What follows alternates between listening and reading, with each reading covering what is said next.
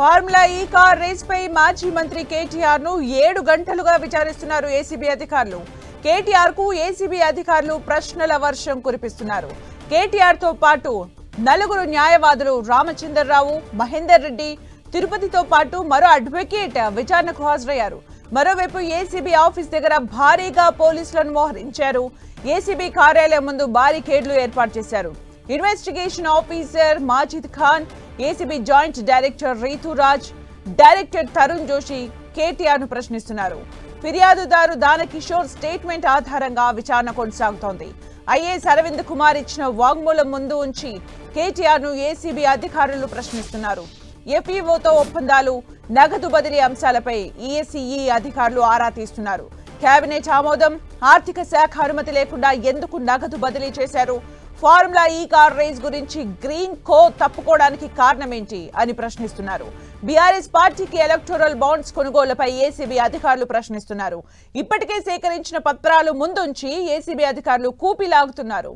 FEO company ప్రతినిధులు ఇచ్చిన statement ఆధారంగా కేటీఆర్ ను ఏసీబీ ప్రశ్నిస్తోంది.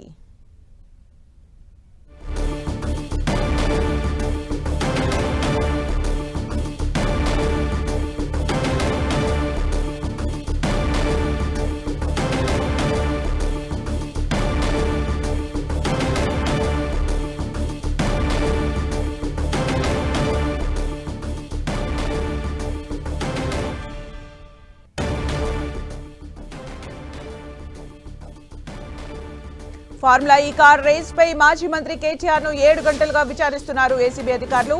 కేటీఆర్ కు ఏసీబీ అధికారులు ప్రశ్నల వర్షం కురిపిస్తున్నారు. కేటీఆర్ తో పాటు నలుగురు న్యాయవాదులు రామచంద్రరావు, మహేందర్ రెడ్డి, తిరుపతితో పాటు మరో అడ్వకేట్ విచారణకు హాజరయ్యారు.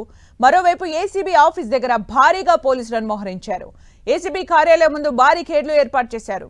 Investigation officer Majid Khan, ACB joint director Rituraj, director Tarun Joshi KTR ను ప్రశ్నిస్తున్నారు.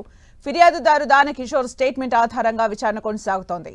ఐఏఎస్ అరవింద్ కుమార్ ఇచ్చిన వాంగ్మూలం ముందుంచి కేటీఆర్ ను ఏసీబీ అధికారులు ప్రశ్నిస్తున్నారు. ఎఫ్ఈఓతో ఒప్పందాలు, నగదు బదిలీ అంశాలపై ఏసీఏ అధికారులు ఆరా తీస్తున్నారు. కేబినెట్ ఆమోదం, ఆర్థిక శాఖ అనుమతి లేకుండా ఎందుకు బదిలీ చేశారు? ఫార్ములా ఈ కార్ రేస్ నుంచి గ్రీన్ కో తప్పుకోవడానికి కారణం ఏంటి అని ప్రశ్నిస్తున్నారు. బీఆర్ఎస్ పార్టీకి ఎలక్టోరల్ బాండ్స్ కొనుగోలుపై ఏసీబీ అధికారులు ప్రశ్నిస్తున్నారు. ఇప్పటికే సేకరించిన పత్రాలు ముందుంచి ఏసీబీ అధికారులు కూపిలాగుతున్నారు. ఎఫ్ఈఓ కంపెనీ ప్రతినిధులు ఇచ్చిన స్టేట్మెంట్ ఆధారంగా కేటీఆర్ ను ఏసీబీ ప్రశ్నిస్తోంది.